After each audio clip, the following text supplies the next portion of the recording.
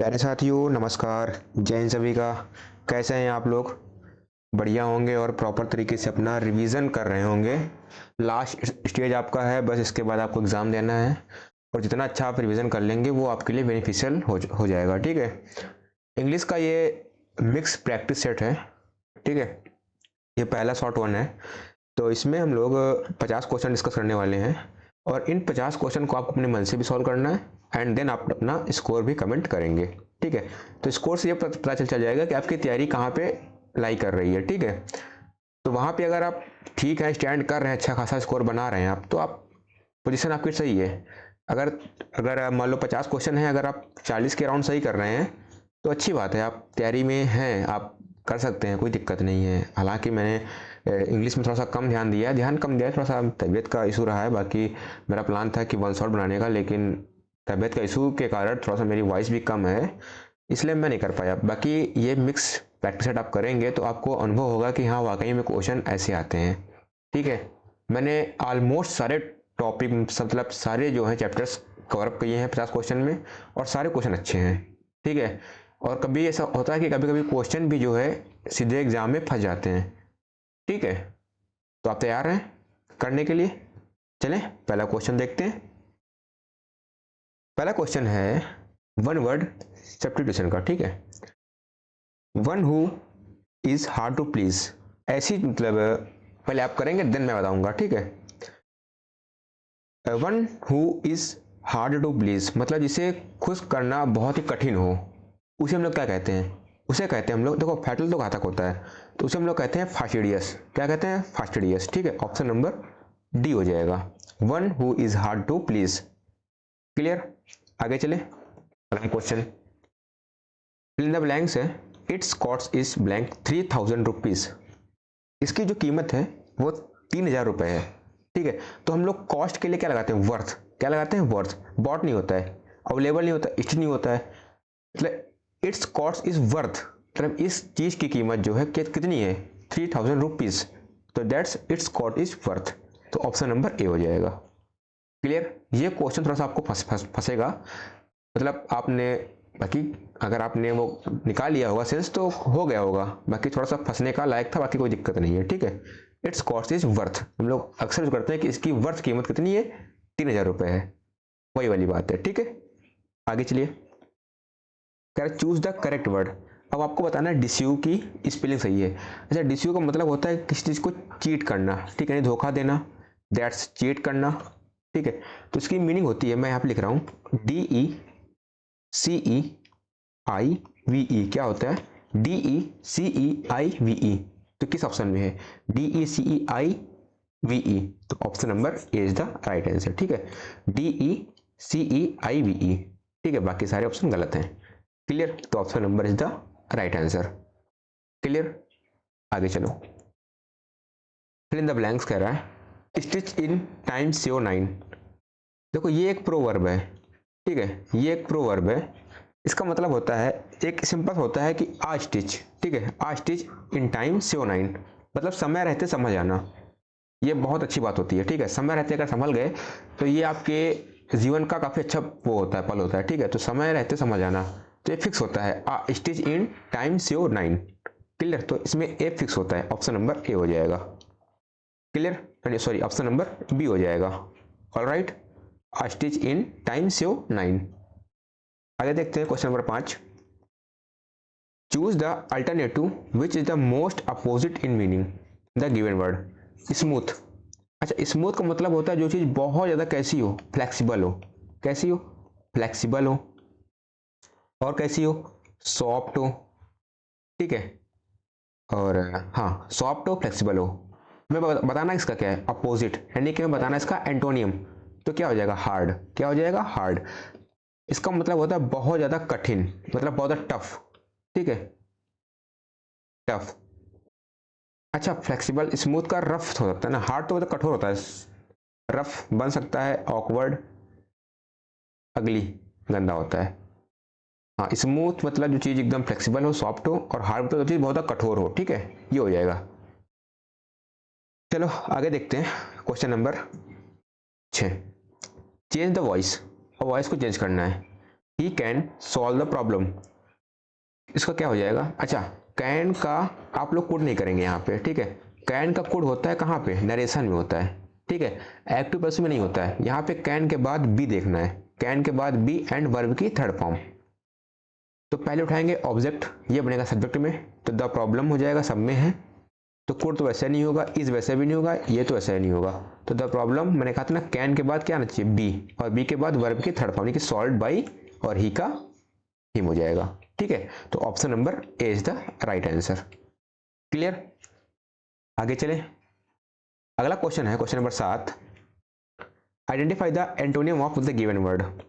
When. When का मतलब क्या होता है, किसी चीज का पतन होना, ठीक है, पतन होना। वो चीज कैसी है, सक्रिय है, मतलब पतन हो रहा है तो डाउनफॉल है, ठीक है। कैसी है, डाउनफॉल है, या फिर फॉलिंग लाइन में है वो, मतलब वो नीचे गिर रही है, कमजोर है। तो पुअर मतलब गरीब होता है, स्वेल सूजन होती है, टाइट बहुत कसा होता है, तो क्या हो जाएगा, वाइडेंट मतलब बहुत चौड़ी हो। अगर जो चीज चौड़ी होगी तो उसका मतलब इंक्रीजमेंट होगा, ठीक है, तो हो जाएगा इंक्रीज हो जाएगा इसका, ठीक है। डाउनफॉल दैट्स इंक्रीज मतलब बढ़ना। ये बहुत ही अच्छा मीनिंग है, क्योंकि ये इसमें आप ऑप्शन को जज कर नहीं पाएंगे, क्योंकि वेन मतलब किसी चीज का कम होना, डाउनफॉल, फॉल वो चीज मतलब नीचे हो रही है, और वाइडर मतलब होता है चौड़ा, ठीक है, तो इंक्रीज में लग जाएगा आराम से। तो इसलिए मैं कह रहा हूँ, बाकी यही आंसर आया था और एक क्वेश्चन आ चुका है, इसलिए मैं कह रहा हूँ इंपॉर्टेंट है। क्लियर, आगे चले। क्वेश्चन नंबर 8 देखिए, मिडिल। इसका बताना है आपको सिनोनिम। क्या बताना है, सिनोनिम। इसके पहले क्या बताना है, एंटोनियम, ठीक है। इसका बताना है सिनोनिम किसका, मिडिल का। इसका मतलब होता है किसी चीज में इंटरफेयर करना, ठीक है, हस्तक्षेप करना, इंटरफेयर, या फिर टेम्पर करना, टेम्पर कह लीजिए, या फिर इंटरलोप, ठीक है। एक मीनिंग होता है इंटरलोप, किसी भी चीज में हस्तक्षेप करना, ठीक है, हस्तक्षेप करना। Disregard, overlook, interfere, free free मतलब याद कर देना, तो क्या हो जाएगा, इंटरफेयर, ऑप्शन नंबर सी हो जाएगा, ठीक है। आगे चले, क्वेश्चन नंबर 9 देखिए, identify the correct preposition. After the treatment he was relieved the pain. Treatment के बाद उसे दर्द में आराम मिली, तो रिलीव्ड के बाद क्या लगता है, रिलीव्ड फ्रॉम होता है, ठीक है, रिलीव्ड फ्रॉम होता है। अगर देखो इसमें दो होते हैं, रिलीव्ड, इसके दो होते हैं, एक होता है फ्रॉम, एक होता है ऑफ, ठीक है। अगर आप किसी ड्यूटी से रिलीव ले रहे हैं तो वहां पे ऑफ होगा, अगर आपको पेन से आराम है तो वहां पे होगा फ्रॉम। तो यहाँ पे किसका बात हो रहा है, पेन का, तो पेन का मतलब फ्रॉम, तो रिलीव्ड फ्रॉम, ठीक है, ऑप्शन नंबर ए हो जाएगा। क्लियर, अच्छा है, क्योंकि यहाँ पे ऑफ भी दिया है। जब ऑफ जब आता है जब हम ड्यूटी की बात करते हो, तो वहां पे ऑफ, अगर पेन की बात हो रही तो फ्रॉम। क्लियर, आगे चले। क्वेश्चन नंबर 10 देखिए, पहले आप लोग कर रहे हैं ना, उसके बाद देखो अगर स्कोर बताएंगे, खुद सॉल्व करेंगे तो वो ज़्यादा अच्छा होगा, बाकी तो मैं तो करा ही रहा हूँ, कोई दिक्कत नहीं है। Select the correct verb. The teacher said that the earth blank round the sun is moving, moved, has moved, moves. अच्छा, टीचर ने कहा जो पृथ्वी है वो सूर्य के चारों ओर घूमती है, तो ये बात तो यार कैसी है, यूनिवर्सल ट्रूथ है, कैसी है, यूनिवर्सल ट्रूथ है। अच्छा, नरेशन में यूनिवर्सल ट्रूथ को कैसे बनाते हैं, एज इट इज बनाते हैं, प्रेजेंट में बनाते हैं। किस में बनाते हैं, प्रेजेंट में। जो चीज कल थी वो आज है, तो वो चीज सत्य है, तो किसमें बनेगी वो चीज, प्रेजेंट बनेगी, किसमें, प्रेजेंट टेंस में। तो क्या हो जाएगा, इज मूविंग तो होगा नहीं, मूड होगा नहीं, तो क्या हो जाएगा, मूव्स हो जाएगा। The earth moves round the sun, आप पढ़े होंगे ये चीज, ठीक है। चलो आगे देखते हैं। Choose the correctly spelled word. ये मीनिंग है ब्रदरन, इसका मतलब होता है भाईचारा, ठीक है, क्या होता है, भाईचारा। अब इसको बताना है आपको सही स्पेलिंग, तो वो होती है क्या, B R E T H E R N, ये होता है ब्रदरन। किस ऑप्शन में है, B R E T H E R O N नहीं, B R O T H R E N नहीं, BRETHREN। ठीक, तो ऑप्शन नंबर क्या हो जाएगा? C, brethren. इसका मतलब होता है भाईचारा। ठीक है, क्लियर? आगे चलें। बाकी तो मैंने बहुत सारी मीनिंग्स करा दी हैं ऑलरेडी, आप उनको देखेंगे तो एग्जाम में क्वेश्चन आ जाएगा वहीं से। ठीक है, आगे देखिए क्वेश्चन नंबर 12 क्या कह रहा है?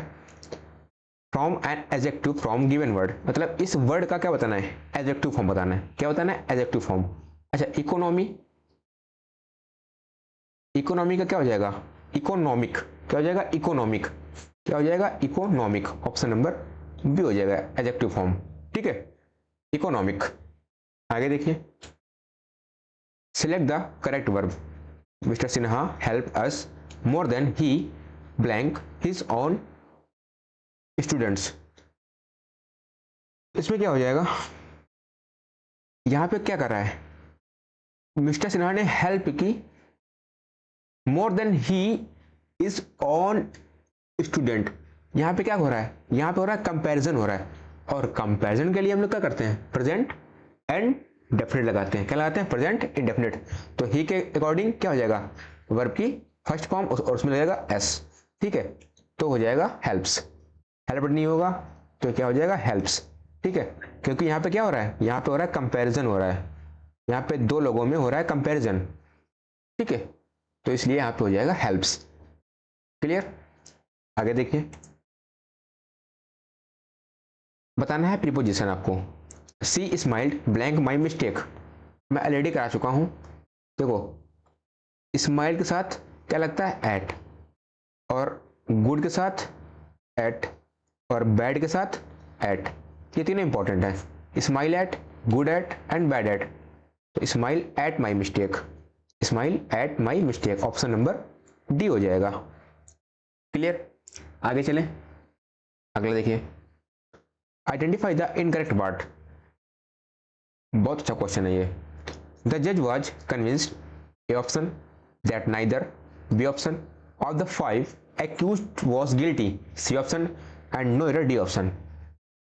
किस पार्ट में गलती है? देखो, नाइदर एंड आइदर, इसका प्रयोग करते हैं फॉर टू, यानी कि दो के लिए करते हैं। ठीक है, तो ये, लेकिन यहां बात क्या कर रहा है? ऑफ द 5, यानी कि मोर देन 2 की बात कर रहा है। तो यहां पे क्या हो जाएगा? नाइदर को हटाएंगे और लगाएंगे किसको? नन को। द जज was convinced that none of the 5 accused was guilty, क्योंकि नन का प्रयोग करते हैं हम लोग मोर देन 2 के लिए। किसके लिए? मोर देन 2 के लिए। क्लियर? तो यहाँ पे आइदर, नाइदर की जगह पे क्या हो जाएगा? नन हो जाएगा। तो ऑप्शन नंबर सी में, सॉरी ऑप्शन नंबर बी में गलती है। ठीक है, ऑप्शन नंबर बी में गलती है, सी में नहीं है, ऑप्शन नंबर बी में गलती है। ठीक है, नाइदर की जगह पे क्या हो जाएगा? नन, क्योंकि नन का प्रयोग करते हैं हम लोग मोर देन 2 के लिए, और नाइदर और आइदर आता है 2 के लिए। दो में से एक भी नहीं और दो में से कोई एक, ये होता है। नेक्स्ट, समझ में आ गया? आगे आओ। I am blank forward to our picnic schedule in the next month. क्या होता है? आई एम लुकिंग फॉरवर्ड, मैं देख पा रहा हूं कि मेरा पिकनिक अगले महीने में शेड्यूल्ड है, मतलब अगले महीने में है। तो क्या हो जाएगा? सीइंग नहीं होता है, प्लानिंग नहीं होता है, थिंकिंग नहीं होगा। आई एम लुकिंग फॉरवर्ड। ठीक है, आई एम लुकिंग फॉरवर्ड, ये सेंस बनता है यहाँ पे। ठीक है, तो ऑप्शन नंबर बी हो जाएगा। I am looking forward to our picnic scheduled in the next month. Clear? आगे चले, चलो।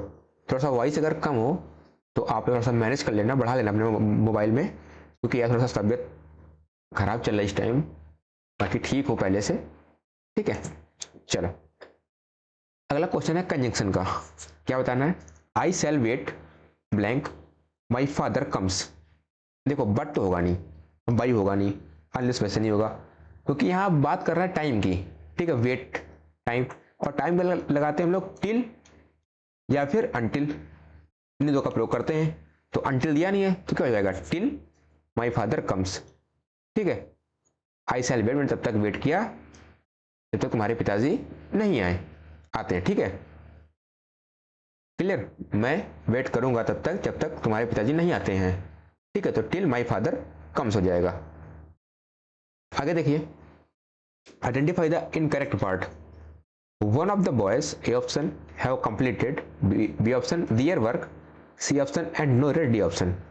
क्या होता है? वन ऑफ लगा हुआ है। अच्छा, इसकी ये होती है स्ट्रक्चर होती है। मैं ऑलरेडी सब्जेक्ट वर्ब एग्रीमेंट की मैंने क्लास ली 2 और मैंने दोनों में बहुत अच्छे से, मेरे ख्याल से 20 से 22 रूल होंगे और उन्हीं 20 से 22 रूल में क्वेश्चन फंस जाएगा, एग्जाम में उन्हीं से आएगा। ठीक है, वन ऑफ का एक होता है स्ट्रक्चर होता है। ठीक है, मैं यहाँ पे लिख रहा हूँ, थोड़ा सा अच्छे से लिखूंगा यहाँ पे, कोई दिक्कत ना हो। ठीक है, देखो क्या होता है, वन ऑफ के बाद जो नाउन आता है वो आता है प्लूरल एंड वर्ब आती है सिंगुलर प्लस आगे डैश। क्यों? अच्छा सर, नाउन प्लूरल और वर्ब सिंगुलर, ये कैसे? ये ऑफ क्या है? ये है प्रीपोजिशन। ठीक है, इसके पहले ये काम करेगा सब्जेक्ट का, और ये क्या है? इसका ऑब्जेक्ट है, तो ये काम करेगा। अच्छा, ऑब्जेक्ट क्या होता है? तो नाउन होगा तो प्रोनाउन होगा, तो ये हो जाएगा नाउन। और कैसा हो जाएगा? प्लूरल। तो वन के अकॉर्डिंग यहाँ पे वर्ब आएगी। ठीक है, ओके, सब्जेक्ट हमारा क्या है? वन है, ये हमारा क्या है? सब्जेक्ट है। तो वन मतलब सिंगल की बात हो रही है, तो इसको हटा के क्या कर देंगे? हैज। ठीक है, has completed their work. Clear? बस समझ में आ गई? तो ऑप्शन नंबर बी में गलती है यहाँ पे।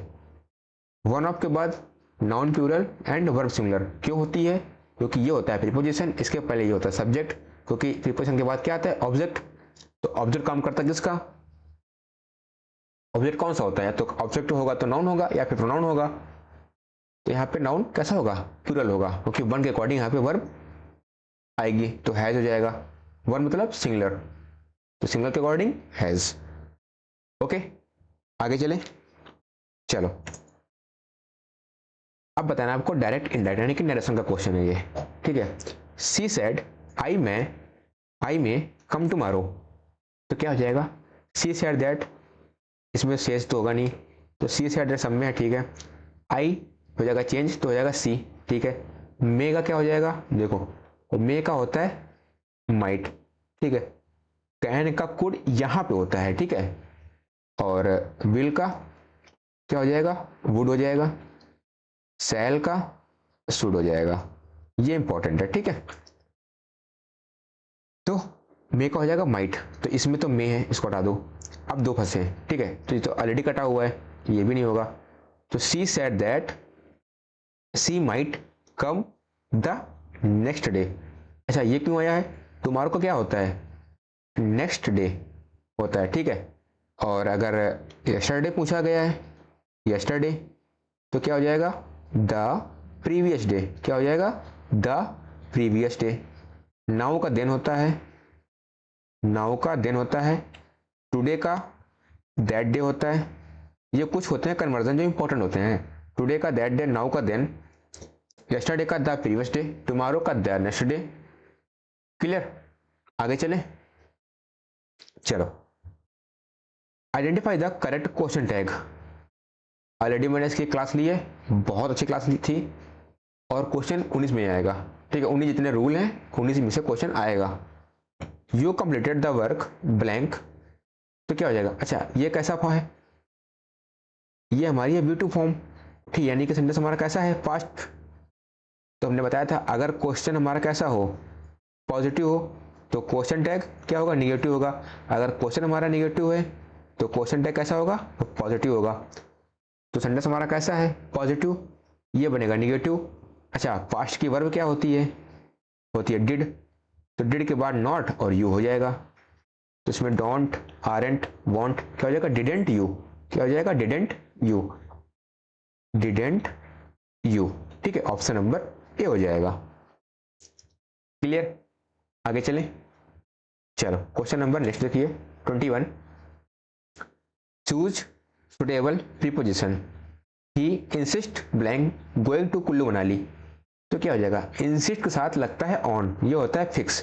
ठीक है, इंसिस्ट ऑन होता है, टू नहीं होगा, बाई नहीं होगा, हो जाएगा insist on. Option number C हो जाएगा। क्लियर? आगे चलें। It is hard to access blank the principal. अच्छा, एक्सेस के साथ हमेशा होता है फिक्स, क्या होता है? टू होता है। क्या होता है? टू, तो एक्सेस टू हो जाएगा। Option number D, access to, ये होता है fix. Clear. Next 23, I am ignorant blank the facts. अच्छा, इग्नोरेंट के साथ क्या लगता है? इग्नोरेंट, इसके साथ लगता है ऑफ, ये भी होता है फिक्स, ठीक है। इग्नोरेंट ऑफ, मैंने एक क्लास पढ़ाई थी प्रीपोजिशन की जिसमें हमने 100 क्वेश्चन कराए थे, दैट सारे इंपॉर्टेंट थे, और उसमें बहुत सारे मैंने एक्स्ट्रा बताए थे, वो सारे इंपॉर्टेंट हैं। तो जिसको कम समझ में आया हो कोई बार फिर से वन शॉट मेरा देख लेगा प्रीपोजिशन का, उसके बाद क्वेश्चन नहीं आएगा, ठीक है। तो I am ignorant of the fact, option number क्या हो जाएगा? ए हो जाएगा, ठीक है। Option number A is the right answer. आगे देखिए 24, he drove from Maharashtra blank Karnataka without stopping. अच्छा, फ्रॉम का पेयर किससे बनता है? ये बनता है टू के साथ, ठीक है। फ्रॉम का पेयर बनता है टू के साथ।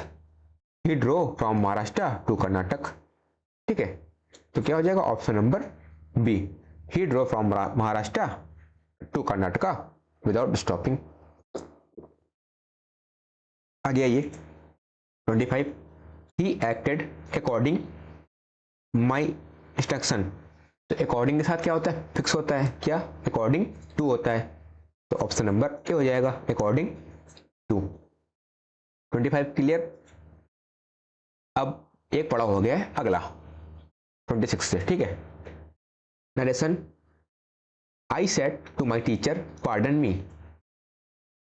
अच्छा, यहाँ पे क्या कर रहा है? मैंने अपने टीचर से कहा पार्डन मी, मुझे माफ कर दो। तो यहाँ पे वो क्या कर रहा है? विनती कर रहा है, ठीक है, यानी उससे मांग रहा है कि प्लीज सर जी मुझे माफ कर दो, ठीक है।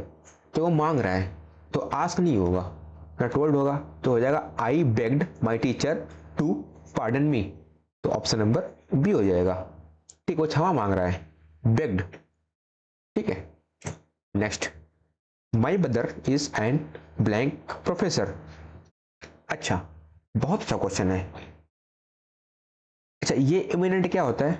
I double M I N E N T, ये होता है किसी चीज के नियर, ठीक है, यानी पास में, ये होता है इमिनेंट। ये कोई मीनिंग नहीं होता इमिनेंट, इसका मतलब होता है जो चीज कैसी हो? फेमस हो, ठीक है। इस इमिनेंट का मतलब होता है फेमस, प्रसिद्ध हो, ठीक है। तो my brother is an eminent, ठीक है, IMIEMINENT, मेरा जो भाई है वो एक प्रसिद्ध प्रोफेसर है, ठीक। कैसा प्रोफेसर है? प्रसिद्ध, यानी कि बहुत फेमस प्रोफेसर है, तो हो जाएगा इमिनेंट। कौन सा? ई वाला, EMINENT। और आई वाला क्या होता है? आप किसी के नियर बैठे हो, ठीक है।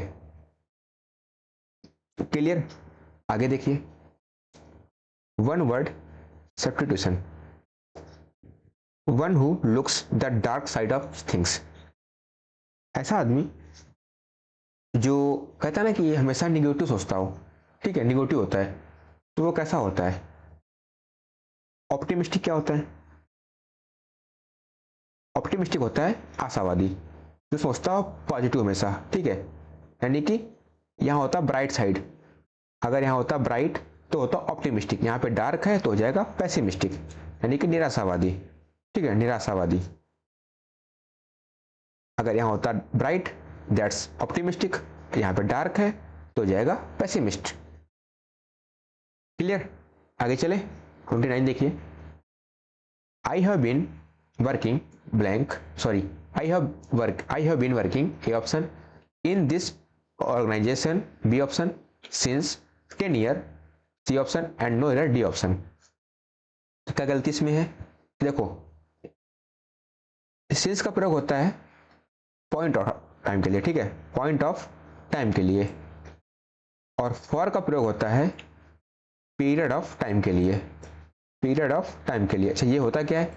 ये टाइम होता है जिसको हम आसानी से विजुअल, यानी कि जिसे हम देख सकते हैं, ठीक है, सी टाइम होता है, और इसे हम नहीं देख सकते हैं।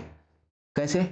ये टाइम होता है सिंस जब लगाते हैं जब टाइम कैसा हो? निश्चित हो, और फॉर जब लगाते हैं जब टाइम अनिश्चित हो। जैसे कि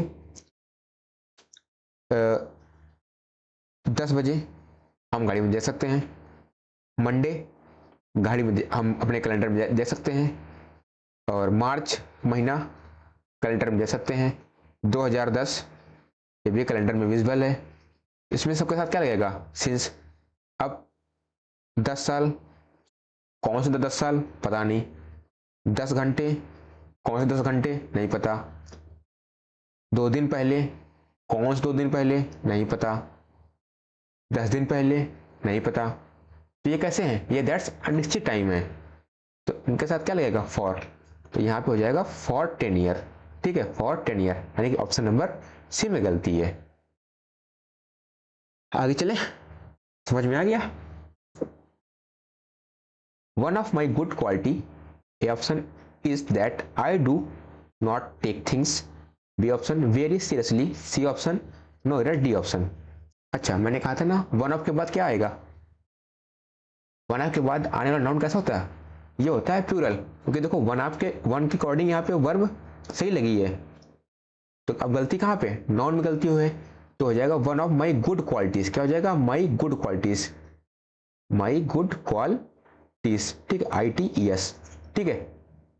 one of my good qualities is that I do not take things very seriously, ये हो जाएगा। मैंने पीछे इसका रूल बता दिया है, आगे आपको दिक्कत नहीं होनी चाहिए। आगे देखिए, स्पॉटिंग एरर का क्वेश्चन है, each of the players have given their best performance. अच्छा, ये कैसा है, ऑफ प्रीपोजिशन, इसके पहले ये काम करेगा किसका, सब्जेक्ट का काम करेगा। ईच मतलब सभी प्लेयर में से प्रत्येक की बात हो रही है, प्रत्येक की बात हो रही है, यानी कि ये कैसा है, सिंगुलर, तो इसके अकॉर्डिंग वर्ब क्या हो जाएगी, यहाँ पे हैज हो जाएगा, has given their best performance. किसमें गलती है, इसमें गलती, ऑप्शन नंबर बी में गलती है। यहाँ पे क्या हो जाएगा, हैव की जगह हो जाएगा has. Each of the players has given their best performance. Clear, आगे चले, चलो फिर से क्वेश्चन अच्छा है, स्पॉटिंग एरर का है। No sooner did he reached the station then the train left. अच्छा, नो सूनर के साथ क्या लगता है, नो सूनर का पेयर बनता है किसके साथ, देन के साथ, ठीक है। अच्छा क्वेश्चन ये, इससे मैं कर रहा हूं, मैं 3 चीजें बताऊंगा और इन 3 में से एक ना एक रूल फंसेगा पक्का है, ठीक है।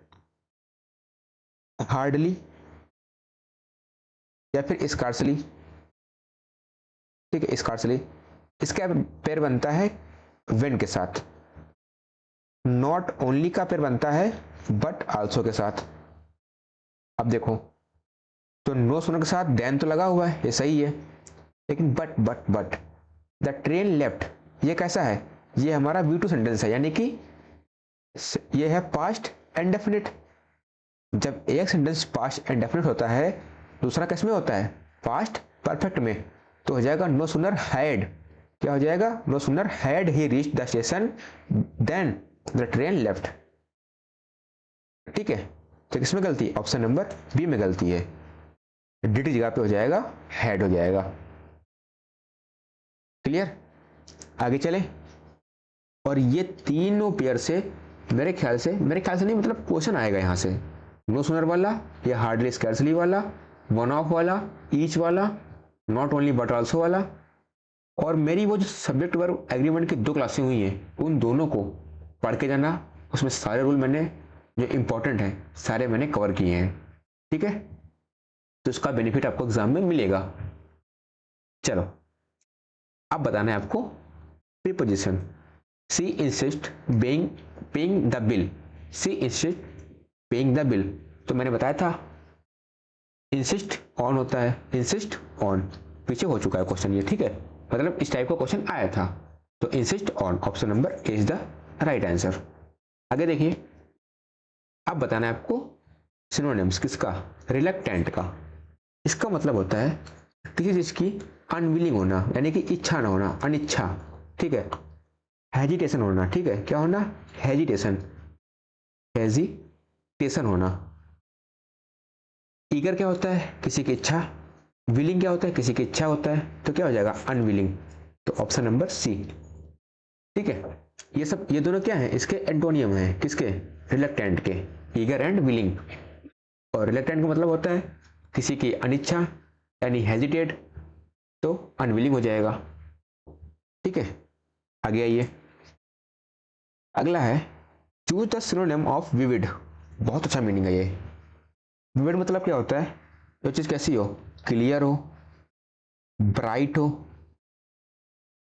ठीक है, ब्राइट हो, ल्यूमिनियस हो, कैसी हो, ल्यूमिनस हो, एंड फ्लैशी, ठीक है। तो क्या हो जाएगा, तो चीज़ कैसी है? डल मतलब भद्दा होता है, वीक कमजोर, रफ खुरदरा होता है, तो bright is the right answer, ठीक है, ब्राइट हो जाएगा। Clear, bright, luminous, flashy, vivid, सब कैसे हैं? ये चीज एकदम क्लियर हो, ब्राइट हो, अच्छी हो, एकदम चमकीली हो, ठीक है। आगे देखिए, अब बताना है आपको choose the antonym of scarce. अच्छा, स्कार्स मतलब होता है जो चीज कैसी हो, लेस हो, शॉर्ट हो, और स्कैंटी, स्कैंटी, ठीक है, जिस चीज की कमी हो, रेयर, प्लेंटी, शॉर्ट, लिमिटेड। अच्छा, आपके पास कोई चीज है, उसकी आपके पास कमी है, तो आपके पास वो चीज कितनी होनी चाहिए ताकि वो चीज आपके पास फिर से उतनी हो जाए?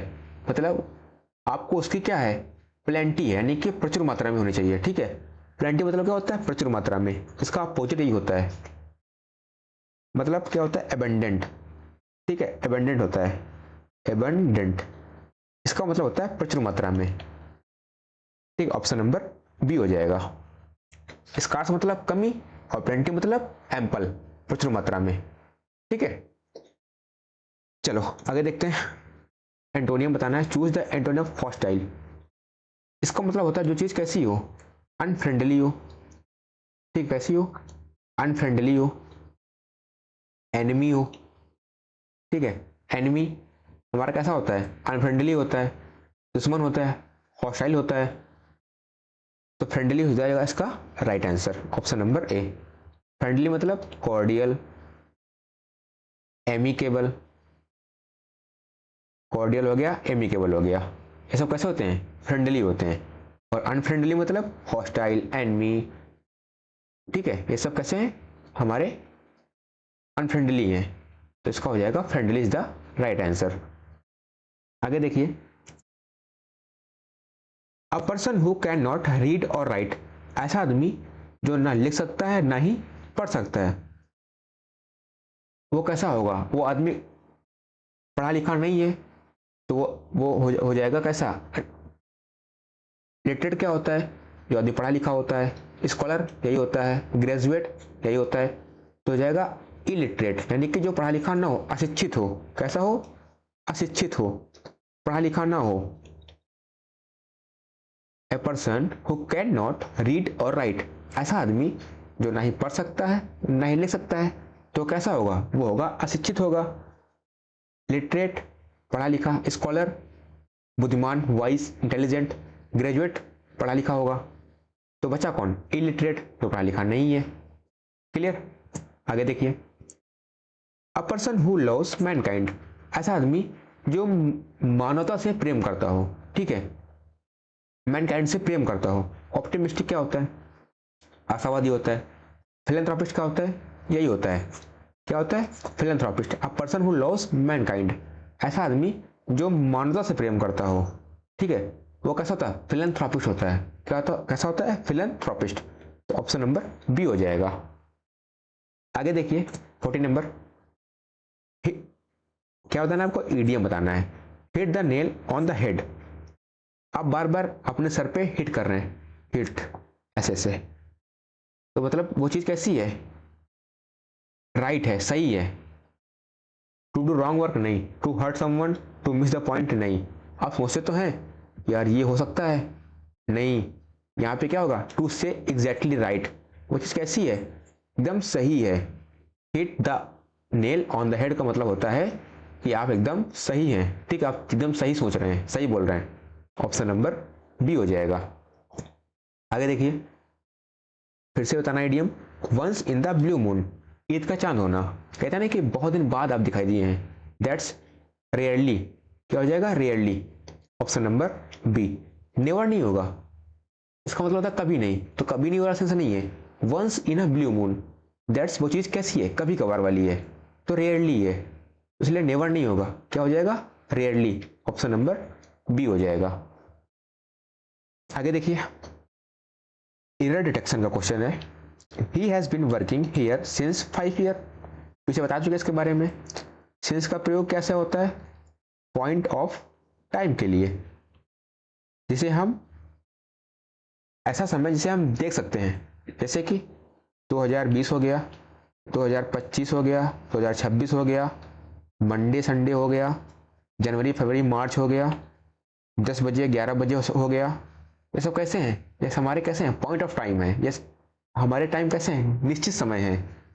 अच्छा, फॉर मतलब होता है पीरियड ऑफ टाइम, क्या होता है, पीरियड ऑफ टाइम, जो टाइम कैसा हो, अनिश्चित हो, 10 साल पहले, 2 दिन पहले, 2 घंटे पहले, ये सब कैसे हैं, हमें नहीं पता भाई, कौन से 2 घंटे पहले, कौन से 5 साल पहले, तो हमें चीज़ नहीं पता है। दैट्स, ये कैसा है, ये हमारा टाइम अनिश्चित है, कैसा है, अनिश्चित है। तो यहाँ पे हो जाएगा 5 ईयर, तो हमें पता नहीं कौन से 5 ईयर की बात कर रहा है, तो यहाँ हो जाएगा फॉर 5 ईयर, क्या हो जाएगा, फॉर 5 ईयर्स। तो किस में गलती है, तो ऑप्शन नंबर सी में गलती है, फॉर 5 ईयर्स हो जाएगा। क्लियर। आगे देखिए 43, एरर डिटेक्शन का क्वेश्चन है, फिर से वही, this book is more better than that one. अच्छा, ये क्वेश्चन अच्छा है, एग्जाम में आने के चांस हैं, इस टाइप के क्वेश्चन मतलब इस रूल से क्वेश्चन आने के चांस है, क्योंकि इसमें क्या है, मोर क्या है, ये हमारा है कंपैरेटिव डिग्री, और बेटर कैसा है, ये भी हमारा कैसा है, कंपैरेटिव डिग्री है। कैसे भाई, गुड, बेटर, बेस्ट, ये होते हैं डिग्री, ये होता है हमारा गुड कैसा, पॉजिटिव होता है, दैट्स पॉजिटिव डिग्री होती है। बेटर हमारी होती है कंपैरेटिव डिग्री होती है, बेस्ट कैसी होती है, सुपरलेटिव होती है। और डबल कंपैरेटिव कभी भी एक सेंटेंस में नहीं आते हैं, तो क्या हो जाएगा, this book is better than, not more, तो यहाँ पे मोर गलत लिखा हुआ है, this book is better than that one, ठीक है। तो यहाँ पे ऑप्शन नंबर बी में गलती है, कभी भी सेंटेंस में 2 कंपैरेटिव एक साथ नहीं आते हैं, क्योंकि मोर भी हमारा कंपैरेटिव है और बेटर भी कंपैरेटिव है, तो सुपर प्लस हो जाएगा, इसलिए यहाँ पे मोर हट जाएगा, this book is better than that one, ठीक है। चलो आगे देखते हैं, एक्टिव पैसिव का है, they are repairing the road, simple सा है, द रोड पहले हो जाएगा, सब में है। अच्छा, सेंटेंस हमारा किस में है, पास्ट का कंटिन्यूअस है। अच्छा, पास्ट का कंटिन्यूअस का जब हम बनाते हैं पैसिव वॉइस, वो बनता तो पास्ट का कंटिन्यूअस में ही है, सॉरी मैं गलत बोल रहा हूँ, जब किसी भी कंटिन्यूअस का हम वो बनाते हैं पैसिव वॉइस, तो बनता तो कंटिन्यूअस में ही है, पर उसमें हेल्पिंग वर्ब के बाद क्या लगता है, बीइंग लगता है, क्या लगता है, बीइंग, और उसके बाद वर्ब की थर्ड फॉर्म, चाहे वो पास्ट का हो चाहे वो प्रेजेंट का हो, ठीक है। तो बीइंग प्लस वर्ब की थर्ड फॉर्म, द रोड सब में है, रिपेयर तो होगा नहीं, इज रिपेयर्ड, इसमें बीइंग मिसिंग है, हैज बीन तो होगा नहीं, तो क्या हो जाएगा, the road is being repaired by, देखा हो जाएगा देम, ठीक है। तो option number C is the right answer. Clear. 45 देखिए, क्वेश्चन अपना है नरेशन का, he said I can solve this problem, तो इसमें हो जाएगा कैन का कुड, इसमें कैन ही है, इसमें तो कुड है, लेकिन इसमें क्या लिखा है, सेज, तो ये भी नहीं होगा, इसमें तो मान लो गैवी कर दिया कैन को, तो he said that he could solve that problem, this का क्या हो जाएगा, दिस का होता है दैट, नाउ का देन होता है, टुमारो का द नेक्स्ट डे, ठीक है, टुडे का दैट डे होता है, और यस्टरडे का क्या होता है, द प्रीवियस डे होता है, क्या होता है, द प्रीवियस डे होता है, ठीक है। आगे देखिए 48, फिर से क्वेश्चन इसका है नरेशन का, ठीक है। सी सेड, तो कि आपको एग्जाम में 2 क्वेश्चन नरेशन के और 2 क्वेश्चन वॉइस के कंफर्म आते हैं। She said where are you going, तो डब्ल्यू एस से स्टार्टिंग है हमारी, अब सेंटेंस हमारा कैसा है, इंट्रोगेटिव है, तो सी आस्क सब में है, नहीं इसमें तो नहीं, हटा दो इसको। अब सी आस्क, उसके बाद क्या हो जाएगा, डब्ल्यू एस वर्ड ऐसे उतर जाएगा, तो इसमें इसमें इसमें उसके बाद पहले क्या आएगा, पहले आएगा हमारा सब्जेक्ट, उसके बाद हेल्पिंग वर्ब, उसके बाद फिर मेन वर्ब। ठीक है, तो इसमें पहले वॉज है, इसको हटा दो। इसमें तो एम तो होगा नहीं, क्योंकि क्यों नहीं होगा भाई, पास्ट कंटिन्यूअस है, सॉरी प्रेजेंट कंटिन्यूअस है, इसका हम बनाएंगे किसमें, पास्ट का कंटिन्यूअस में। तो वॉज वर्ब होना चाहिए, तो आई के साथ क्या आएगा, वॉज, तो she asked where I was going, तो ऑप्शन नंबर बी हो जाएगा। क्या हो जाएगा, ऑप्शन नंबर बी हो जाएगा। क्लियर, आगे चले। ग्रामर सेंस का क्वेश्चन यहाँ पे है, if I blank you I would accept the offer. अच्छा, ये सेंटेंस हमारा कैसा है, ये हमारा है कंडीशनल सेकंड। ठीक है, ये हमारा सेंटेंस कैसा है, कंडीशनल है। ठीक है, इसकी जो वो होती है स्ट्रक्चर, वो होती है if plus subject plus verb, ये होता है फिक्स, ये होती है हमें हमेशा कैसी, फिक्स होती है। उसके बाद फिर कॉमा, आगे सब्जेक्ट टू एंड, या तो यहाँ पे क्या होगा, वुड होगा, या तो फिर कुड होगा, या फिर शुड होगा, एंड देन वर्ब की बेस फॉर्म होगी। क्या होगी, वर्ब की बेस फॉर्म होगी। तो इफ के बाद आई एंड उसके बाद क्या हो जाएगा, आई वर्ब। ठीक है, ये सेंटेंस इंपॉर्टेंट है, कंडीशनल से क्वेश्चन आते हैं एग्जाम में, इसलिए मैं कह रहा हूं कि इसको पढ़ के जाना कंडीशनल को। इफ सब्जेक्ट वन एंड उसके बाद वर्ब, ये यहाँ पे फिक्स होता है, सब्जेक्ट कैसा भी हो, यहाँ पे ही हो, आई हो, कुछ भी हो, लेकिन यहाँ पे क्या लगेगा, वर ही लगेगा। एंड उसके बाद अगले उसमें कॉमा, फिर सब्जेक्ट टू, या तो कुड होगा, या तो फिर कुड होगा, फिर कुड होगा, फिर शुड होगा, एंड उसके बाद क्या लगेगा, वर्ब की बेस फॉर्म। इंपॉर्टेंट है। ठीक है, तो यहाँ पे हो जाएगा if I were you I would accept the offer. ठीक है, आगे देखिए, hardly had he entered the room when the phone rings. अच्छा, मैंने कहा था हार्डली, स्कार्सली, इसका कैसे बनता है पेयर, व्हेन के साथ बनता है। तो हार्डली के बाद व्हेन तो सही है यहाँ पे, लेकिन मैंने कहा था अगर एक सेंटेंस हमारा कैसा है, ये हमारा है पास्ट का परफेक्ट, तो दूसरा कैसे किसमें होगा, पास्ट का इंडेफिनिट, तो रिंग की जगह पे क्या हो जाएगा, रैंग हो जाएगा। क्यों हो जाएगा भाई, रिंग, रैंग, रंग, ये होता है, ये होती है V1 फॉर्म, ये होती है V2 फॉर्म, एंड ये होती है V3 फॉर्म। तो पास्ट में क्या लगता है, V2 फॉर्म लगती है, तो हो जाएगा रैंग। क्या हो जाएगा, wrong. Hardly had he entered the room when the phone wrong. ठीक है, क्लियर, आगे चले। अब ये हुआ आपका खत्म, 50 क्वेश्चन थे, बहुत अच्छे थे, और इसमें मैंने अच्छे अच्छे रूल को कवर किया है। ठीक है, इसलिए मैं कह रहा हूँ ये क्लास बहुत इंपॉर्टेंट है। अब आप अपना स्कोर कमेंट करेंगे कि आपका स्कोर 50 में कितना है। अगर आप 40 के अराउंड कर रहे हैं तो आपकी तैयारी बहुत अच्छी है। ठीक है, बाकी मैं इसकी PDF अपने टेलीग्राम चैनल में डाल दूंगा, जिसकी लिंक वीडियो के डिस्क्रिप्शन में लगी होगी, वहाँ से जाइए, टेलीग्राम ज्वाइन करिए और PDF उठाइए और रिवीजन करिए। और जितनी क्लासेस मैं करा चुका हूँ ना, आपको नया कुछ नहीं पढ़ना है, बस आपको चाहे वो GS में हो चाहे वो इंग्लिश में हो, आपको उन्हीं चीज़ों का करना है, रिवीजन करना है, क्योंकि लास्ट टाइम सिर्फ रिवीजन होता है, और रिवीजन अगर आप नहीं कर रहे हैं, आप नया कुछ पढ़ रहे हैं, तो ये आपकी बेवकूफ़ी है, आप बाद में पछताएंगे, मैं कह रहा हूँ। इसलिए जितना आपने पढ़ रखा है वो आपके लिए सफिशिएंट है, इनफ है, उसी का आप करिए रिवीजन, आप एग्जाम में अच्छे क्वेश्चन कर पाएंगे।